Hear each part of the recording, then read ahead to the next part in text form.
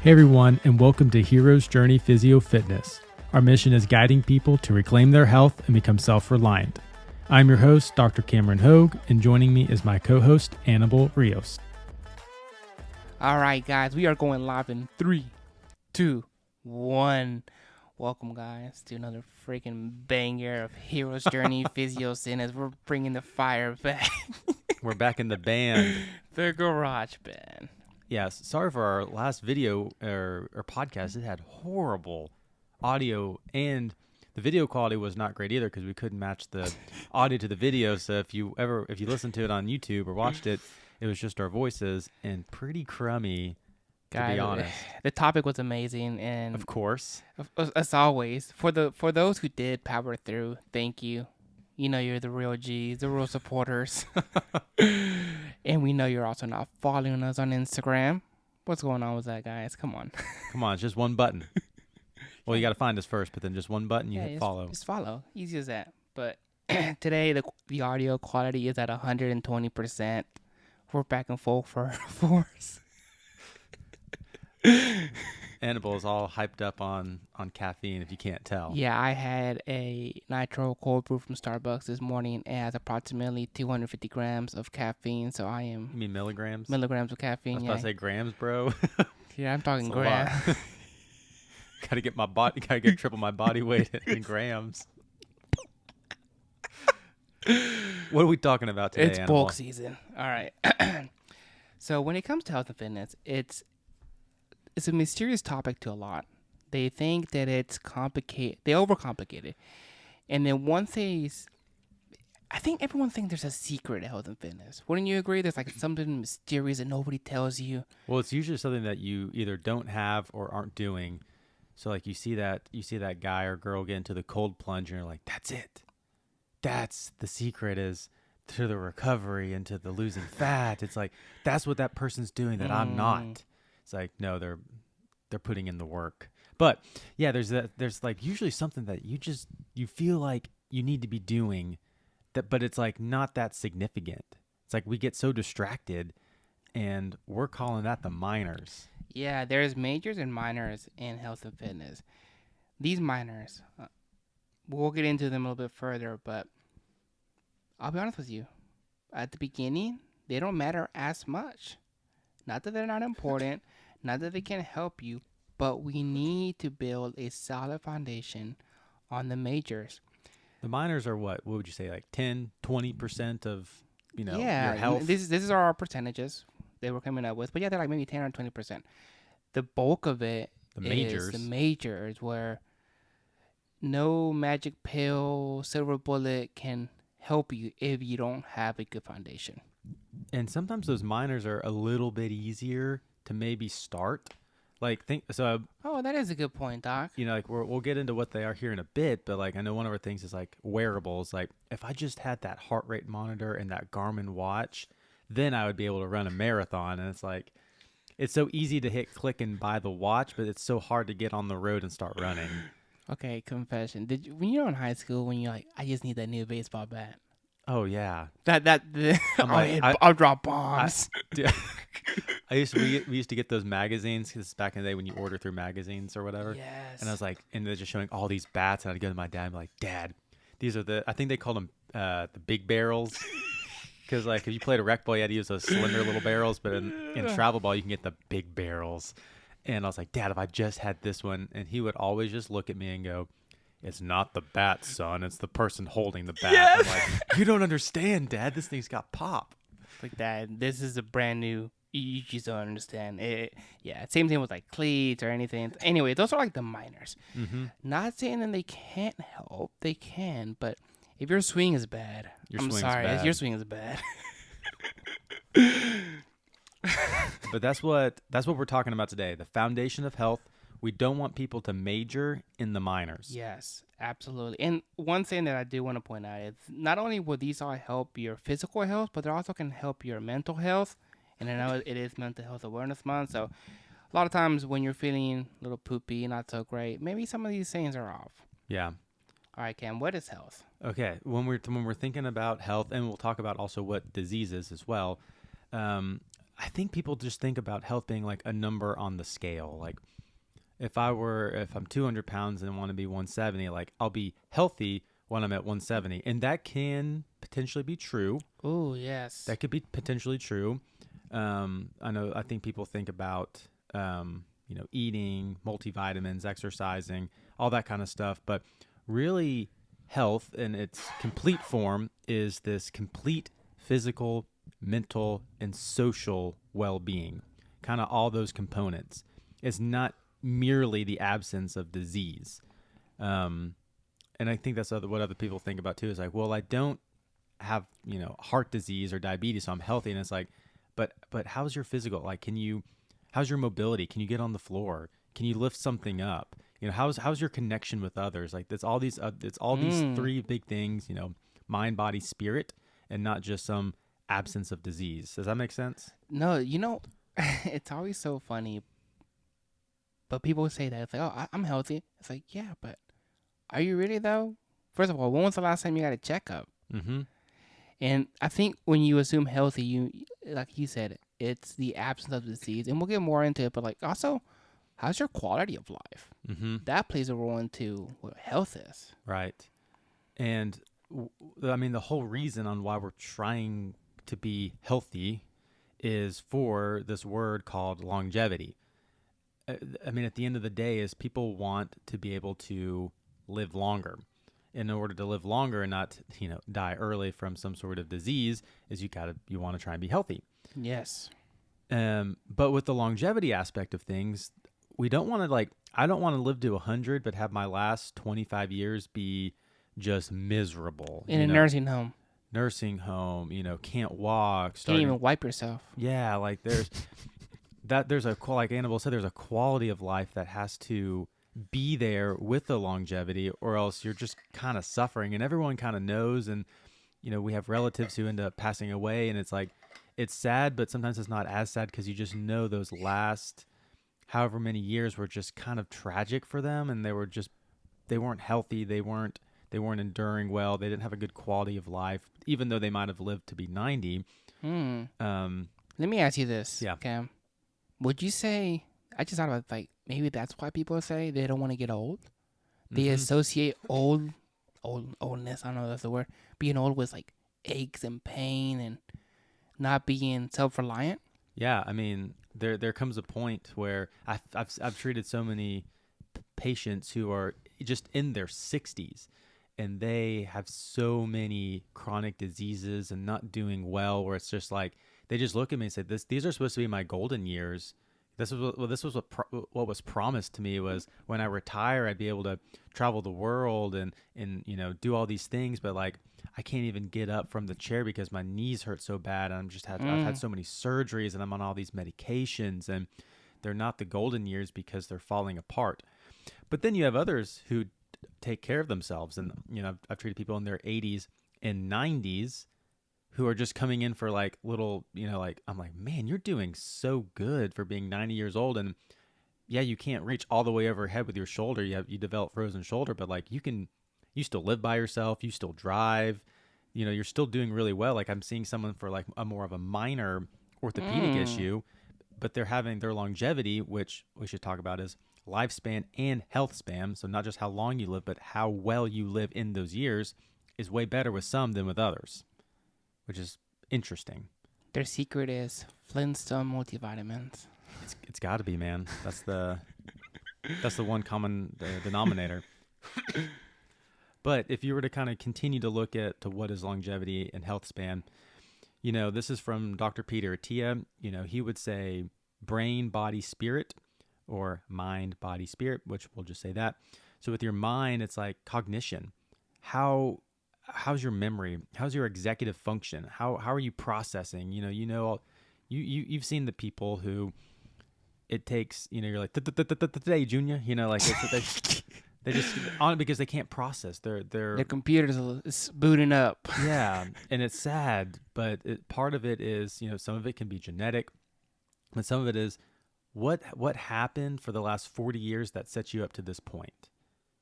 Because Mm. maybe you thought you were healthy leading up to that point, but you weren't taking care of yourself, and then everything comes flooding in.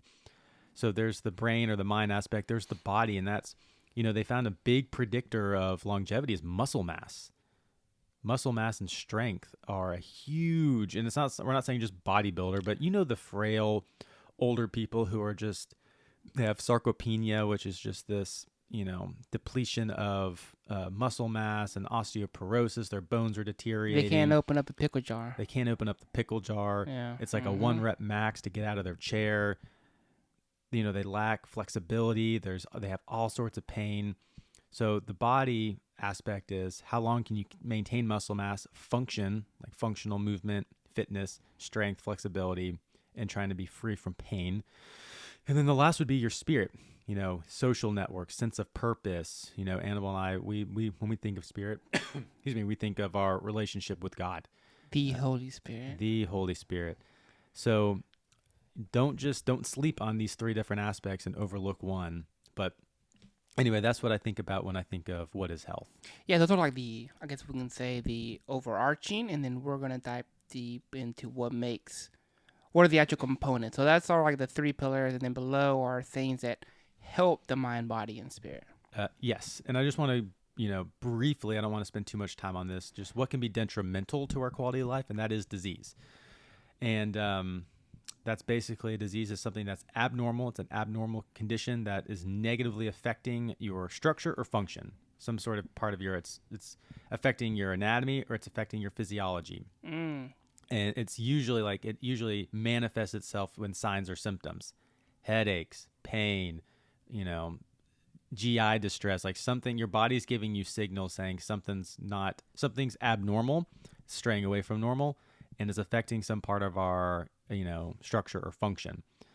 And with that too, there's like what we would call like morbidities, which is people who are now suffering from some of those diseases, or potentially chronic diseases. We know about 6 out of every 10 Americans. I only know about America stats, but 6 out of every 10 Americans have chronic disease, diabetes, heart disease, cancers, all, blah, blah, blah. We go down the list. And 4 out of every 10 have 2 or more chronic diseases. So we are number 1, baby. Huh? USA, number 1. That's right. Honestly, chronic disease is an existential threat to America right now, because that number used to be significantly lower just 40 years ago. So, and I think it just becomes so normal for people to see every day. It's just a part of life. It's normal. You get old, you get frail, you get weak, and you're dealing with at least one of these things.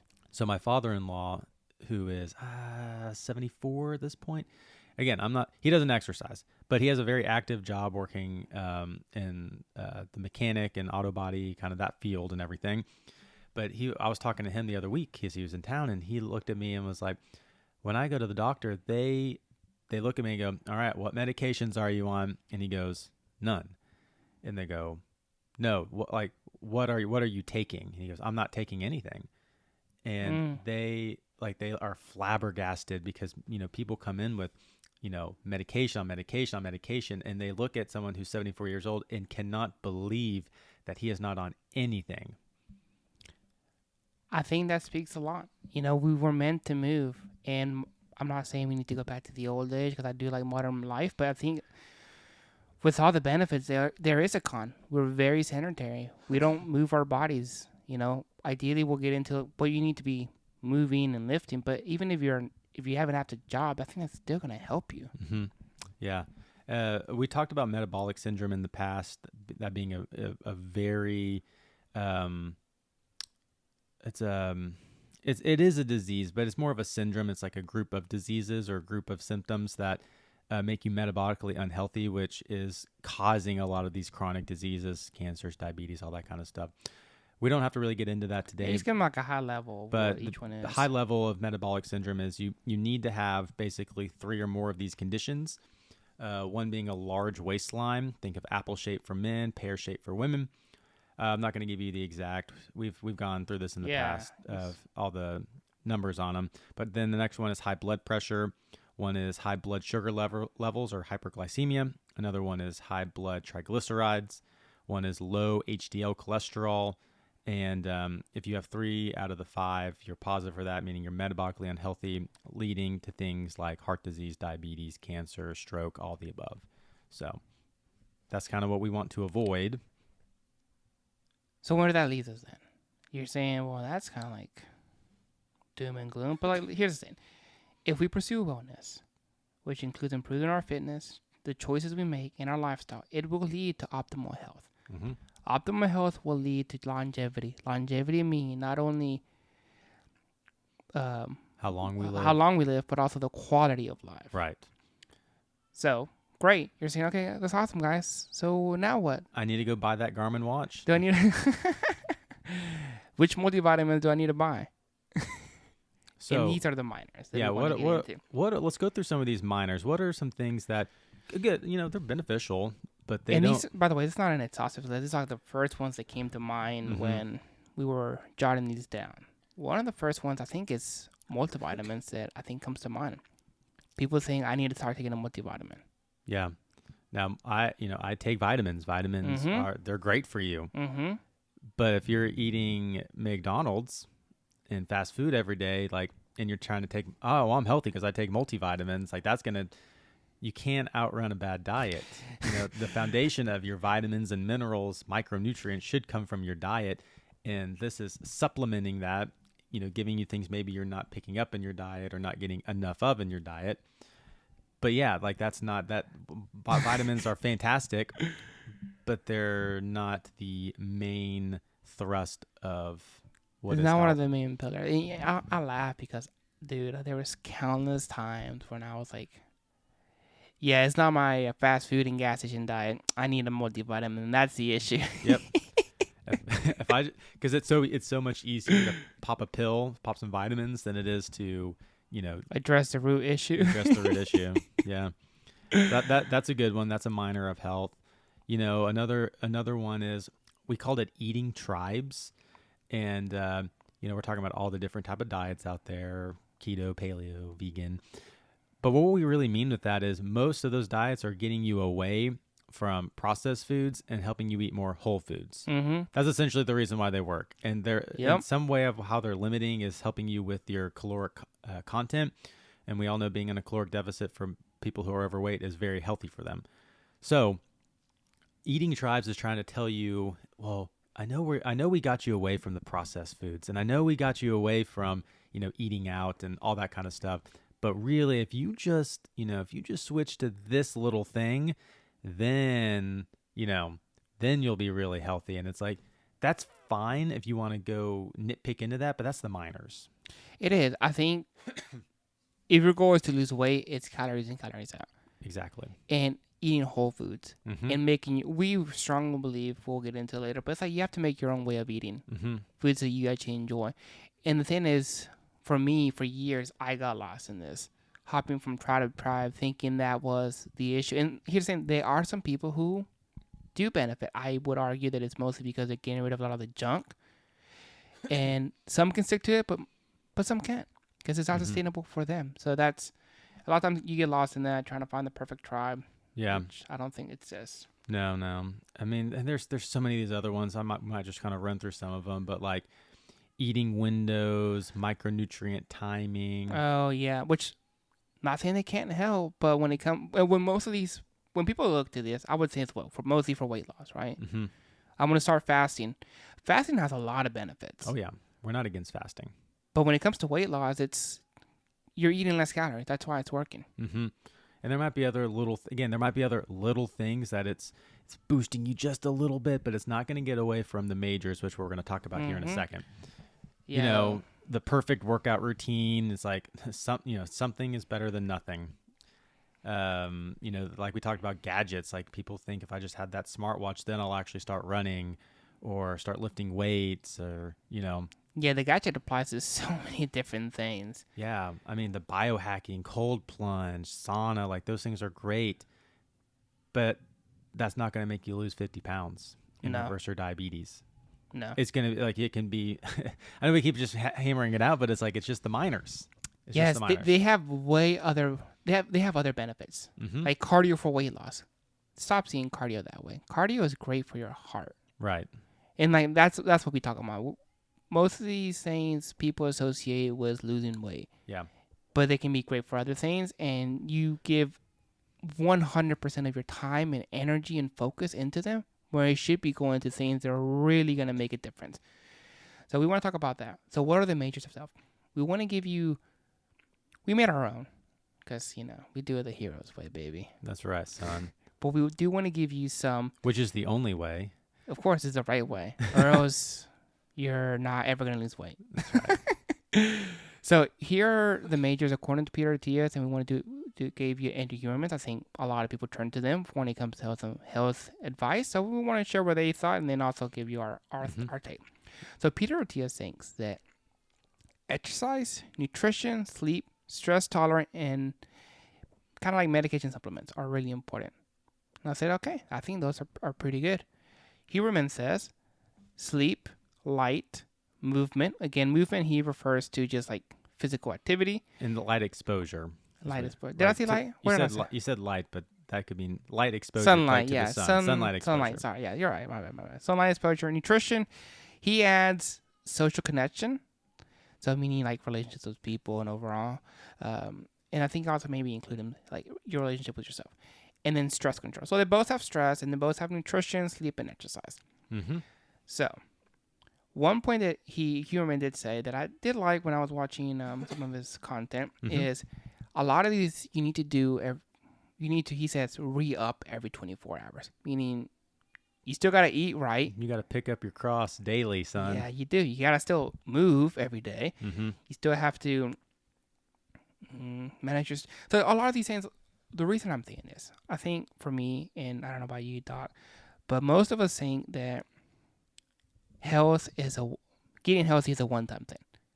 That's why we're called Hero's Journey, because it's a freaking journey. Until you die, you're done. Mm-hmm. So you have to keep working on your nutrition, keep working on your training, your sleeping, all these different things. It's not like a one and done. Mm-mm. So, Doc, what do we have? What are the first one that we think people need to do? Both on their list, and we also think is very important, is sleep. So ongoing sleep deprivation has serious health consequences, including chronic diseases, early death, heart attack, and all that kind of stuff. There's an interesting study. There's this sleep doctor who found that like when the clock changes, like when you lose an hour of sleep, there's like a significantly more heart attacks on that specific day or during that time versus like average. And then there's way less heart attacks when you gain an hour of sleep and people like sleep more on that day. Like sleep has a lot of associations with chronic diseases and heart health.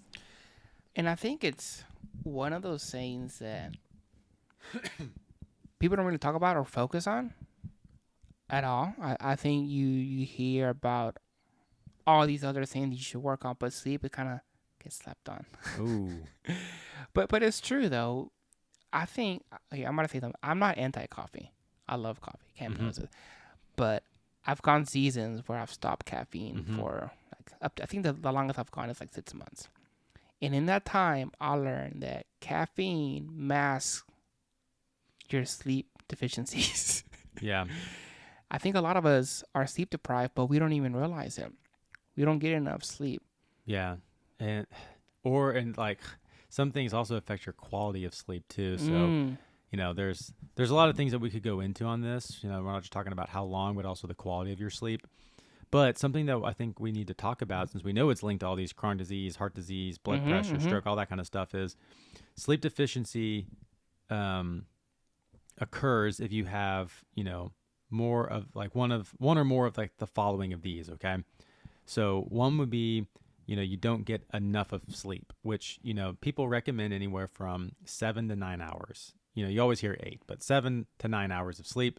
Anything less, you're probably going more into sleep deprivation. Some people can tolerate that. I'm not saying, but yeah, some people can do sits. Yeah, but not most. One is you sleep at the wrong time of day.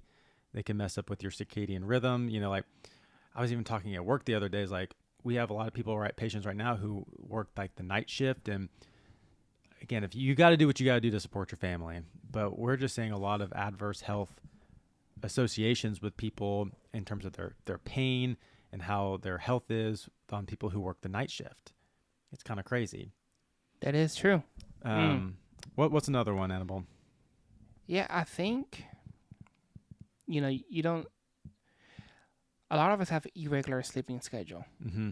And that is one of the things that surprisingly it can impact you. Mm-hmm. You need a consistent sleep routine when one day you might be going to sleep at 12 o'clock, another one at 8, another one at 2, and it's really going to make it hard for your body to have a... I mean, most people have a regular eating schedule. Like I eat at 12, I eat dinner at 6. Like most people will eat the same times, but most people won't go to sleep at the same time. Mm-hmm. And I think what Cam was saying is, okay, let's stop trying to get lost in, is it 7? Is it 8? Is it 9 hours? Is it 6 hours? I heard it was 10 hours. All right, guys. Only if you're a baby. That is, that's the minors. All right. What we need to focus on is sleeping more. All right. So what do we do? Here's what we think. Try to find a consistent sleeping schedule, whatever that is for you. And then, okay, and as far as like figuring out how long, a lot of times it's trial and error. All right. So today, let's say you sleep 7 hours. Okay. Well, how do you feel during the day? Are you pretty energized? Pretty good? Are you over reliant on coffee? What about when you sleep 8, 9, 6? You see what I'm saying? Like, so you need to figure out what it is for you. A lot of this is very individualistic, and I think that's what's kind of hard because someone might say 8 and another one's 7, but that's what might work for them. Yes. I actually do better with 7 than I do with 8. I'm more like 7.5. Really? I'm just kidding. No. Got to one up me just a little bit. That always way to mess with you. Okay, so our first pillar of health is sleep. Yeah, you need to sleep. Next one, we do want to talk about nutrition. Nutrition is the same on Atias and same on Huberman. I think, most people would agree. Most people would agree. But what we mean is macros and micros. We're talking proteins, fats, and carbohydrates, vitamins, minerals, water. Eating a balanced diet. Unless you need to, unless what works well for you, try and eat whole foods, all your macronutrients, and just eat a well-balanced diet. 80% whole foods. And here's something that we want to say. I think that, I know we've already said it again, but I know we're going to beat a dead horse, but most food tribes, insert name, would agree that if you eat whole foods, you'll be fine. Mm-hmm. Meaning they don't have many ingredients in the back, only a few. And don't get lost in trying to figure out which tribe. Create your own way of eating. Yep. And the other 20%, guys, just enjoy the foods that you enjoy. Enjoy life. Enjoy life. You don't have to be the Tupperware guy. Bring into, on Saturday afternoon to the ball fields. Got to get my chicken, broccoli, and rice in. Yeah.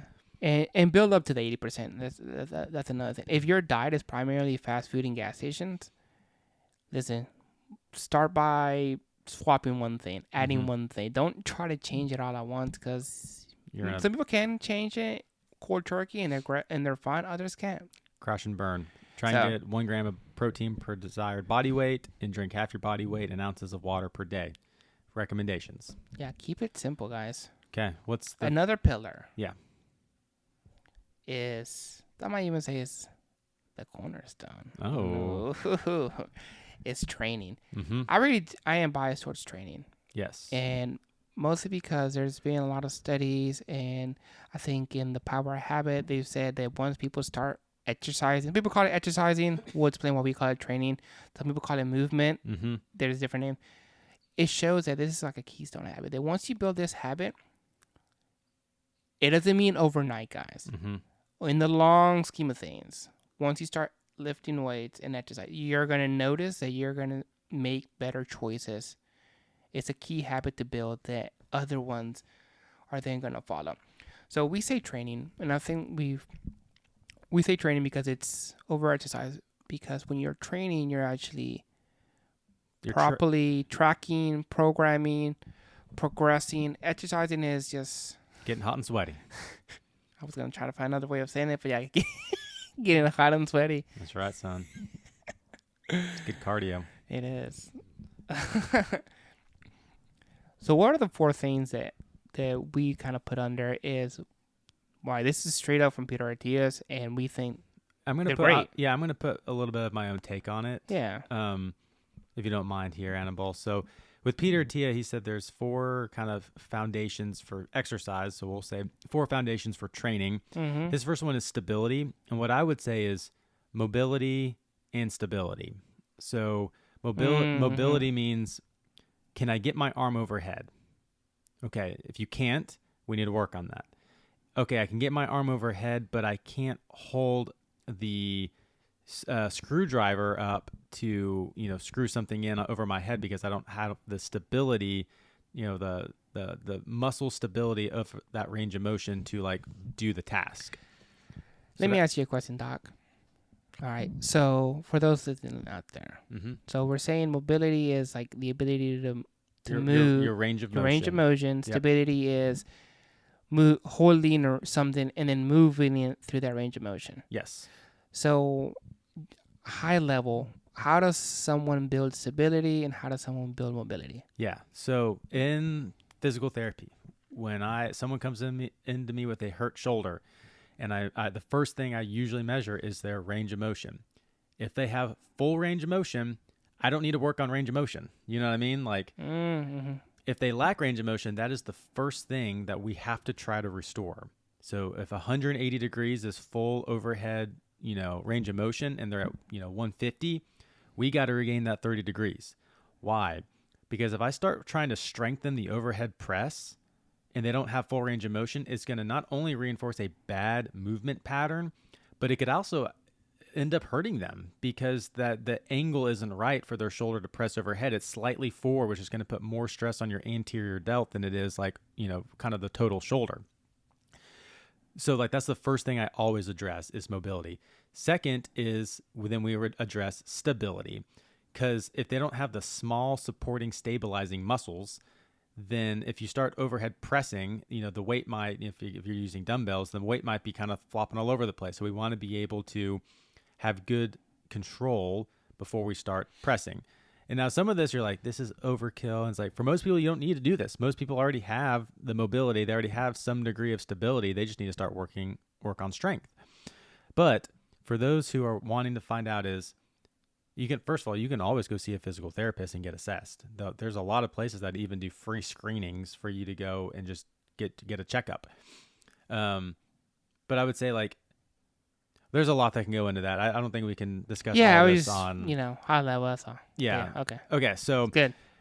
We got your mobility. We got your stability. Okay. That's one part of the framework. The next one is going to be strength. Now that you have full range of motion, now that you can kind of support and control a weight or your body through a range of motion, we need to start working on strength. Big one being muscle mass. Something from Peter T. says, you never, in human civilization, as a 90-year-old said, I wish I had less muscle, which is so true because we start to lose it. Like most people don't say, I wish I had less muscle. Most people are like, I wish I had more muscle. And there's just a lot of... You can't go wrong being strong. You can't go wrong being strong. I don't want to, hash out a dead horse here. And then, so that's number 2. Number 3 is what we'd call aerobic efficiency or zone 2 training. This is just what you're talking about with like your standard cardio. I'm going to go on a jog. I'm going to go on a bike. I'm going to hike. Jogging. Yeah. That this is, low intensity, steady state. How, I'm going for 45, 50, 60 minutes plus, and I can control that. That's kind of what we'd call zone 2. And then the last one is anaerobic performance, which is like your zone 5 or your HIIT training, meaning you're really jacking that heart rate up and you can't go for very long because the intensity is so high. So you have 2 different types of cardio training, aerobic and anaerobic, high intensity, one low intensity, but it's still working your heart. You have strength, trying to build muscle mass, trying to get your strength up. And then you have like mobility and stability. If you have those 4 things, you're sitting pretty. You're golden. You're golden. Your golden years will be golden. Exactly. And a good program will address all 4 of these things. Like the Hero's Journeys program. Which we do. We include all 4 of these things in our programming. Mm-hmm. And we can tweak it to your specific needs. Okay, what's another pillar, Annabelle? All right, guys. This one, and a lot of studies that I've seen is becoming more and more aware. People kind of saw it during the pandemic, and it's something that it's kind of always been there. And it's kind of like, you need to do this, but you probably don't. And it's called social connection, having relationships with people. A lot of us things we can be lone wolf. We can do this on our own. Some can. But at the end of the day, when it comes to health, there's been so many studies that maintaining social relationships and connections is really key for your health and longevity. I mean, a lot of times that's where people get their purpose from.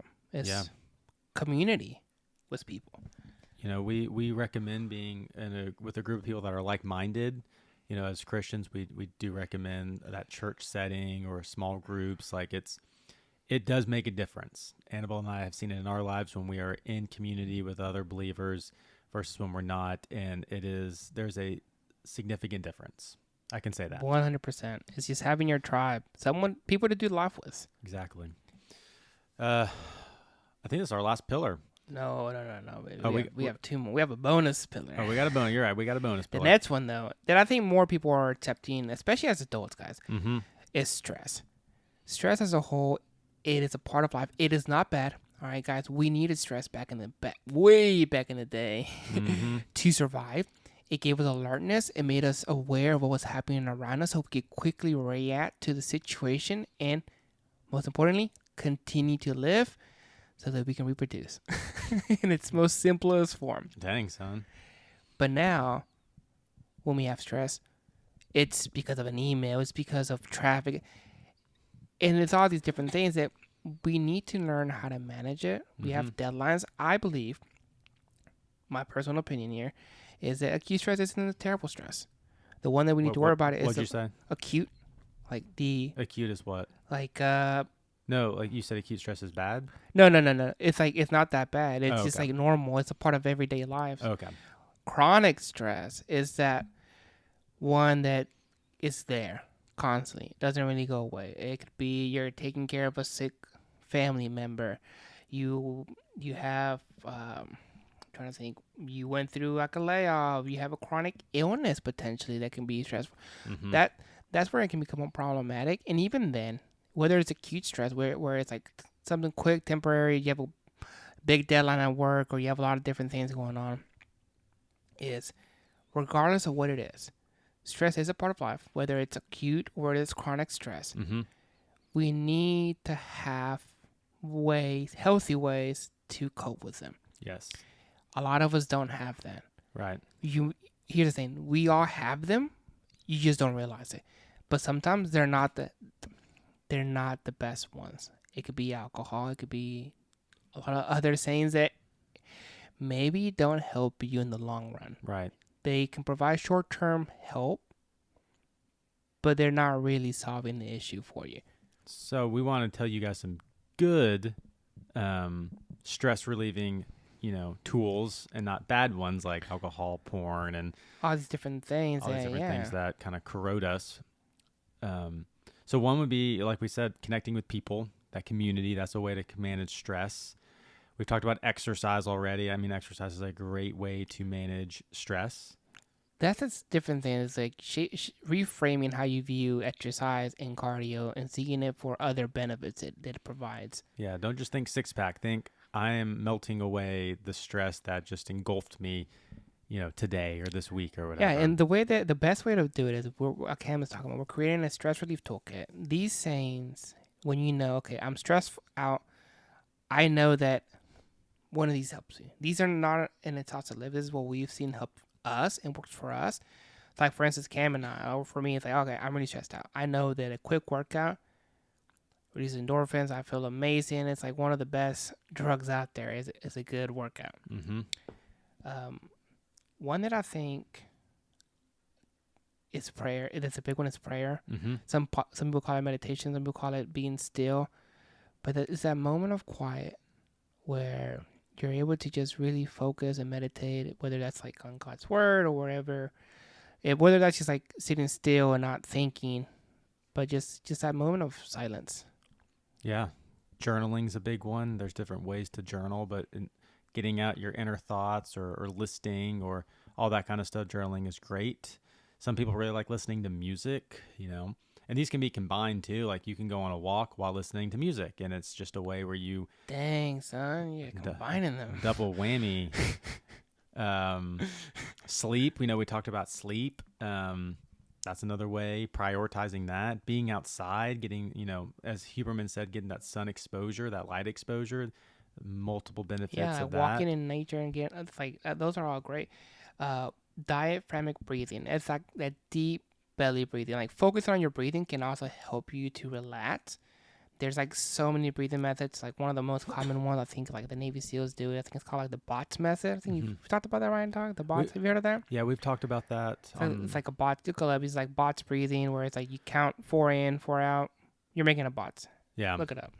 And that's not like diaphragmatic breathing is not just some, woo-woo thing. Like with stress, you're activating your sympathetic nervous system, which is your fight or flight.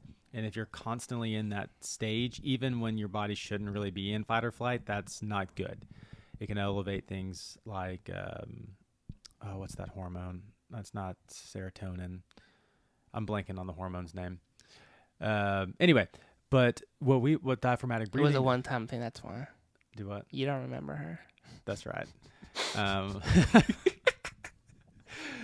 But what diaphragmatic breathing does is it switches it to the parasympathetic nervous system, which is rest and digest. So it's like the breathing helps to transition those autonomic nervous systems to the other one, to the rest and digest, which can allow you to relax. So there's actually science behind it. Yeah, it's not some voodoo. Voodoo, woo-woo, like yeah, pie in the sky. What's our bonus one, which is technically should be the first one? Yeah, I did say the other one was a cornerstone. I take that back, but this one it might not be the cornerstone to some, and we respect Yeah, that. But this is the cornerstone for us. What is it, Annabelle? I think this one. How do you say it in Spanish? Jesus. Yeshua for some. Yeah. Adonai. Jesus. But yeah, we're talking about faith. Yeah, I think faith is really, really important to have in your life. Yeah. Yeah, community, fasting, scripture reading, worship, serving. There's so many different ways you can express that faith in Christ. So, we think that one is one of the pillars of faith, or one of the pillars of health. But it might not be for you. But we highly encourage you to at least look into it, try practicing it, see if that doesn't change your belief. And all that kind of stuff. So yeah, I mean, some people call it just spiritual life. I think we call it spirit, but when we say that, we refer to Jesus.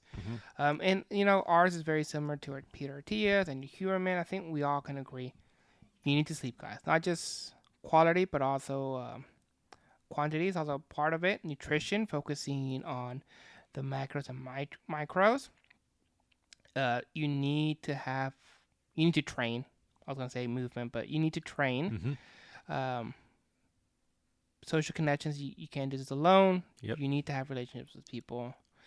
And you need to learn how to manage your stress. So stress management is really, really important. Something you need to learn how to do. We have other episodes on it. And then I really think you need to have faith in Jesus. It's something that's really important for your spiritual being. Exactly. You said something earlier that just got me thinking. He said, we'll be on this journey until it ends. And I was like, that's so true. We'll be on this journey until it ends, and then another one will begin. So I'll see you on the other side. That's right. So don't major in the minors. Focus on health, all aspects, mind, body, spirit. The minors are okay. We talked a list of those. The majors is what you want to focus on. Start with Jesus and resistance training. That's all we're going to ask you to do. If you want to do more, do more. But I think that's a good call to action there. I think that's great. And remember, you are human. You should not seek perfection, but daily improvement. All right. See you guys. See you guys.